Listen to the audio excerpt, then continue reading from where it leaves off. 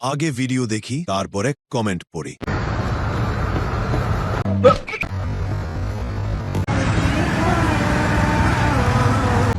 আমি তো কারো কোলেই উঠিনি, শুধু শুটিংয়ে হিরো আলমের কোলে উঠেছিলাম। মানে কি বলবো, এক্সাইটেড হয়ে গেছিলাম। কিসটার বিষয় তো আমি আগেই বলেছি যে ওখানে কিসের কথাটা বলা হয়েছিল, এই জন্য কিসটা করেছিলাম। কে বলেছে? A few moments later. যাদের চরিত্র সমস্যা আছে তারাই কোলে ওঠে। পচা জিনিসের মাছে বনবন করে বেশি। নুনুতে হাত দিয়েছিলে? কোন জায়গায় কিস করেছিল? কোন কোন জায়গায়? নুনু আছে তার কাছে যা জীবনে সুখ পাবে।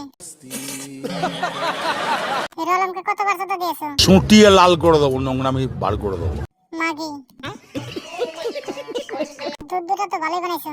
ঠিক বলেছো। চোদামণি হিরো আলমের চোদা ভালো লাগে? তোমার বোদা মারিয়া দুধ দিয়ে গোসল করবে দাঁড়ান। হিরো আলম করে তো তোমার দুধগুলো বড় করে ফেলে। তোমার খুবই রস, পুরো ধরা রাতভর খাওয়া ইচ্ছা করছে। হিরো আলমের নুনু নেই, এই হিরো আলমকে তোর কি হবে? হিরোকে তোমার দুধ খাও। এইসব খান কি মাইয়া কই থেকে আসে? হিরো আলম ডেট ফেল নাইকা নিয়ে শুটিং করে। নষ্টামি করার জায়গা পেলে না। ঠিক বলেছো। হুসু করে আসো, পরে গান গাও। সেক্স উঠে গেছিল নাকি?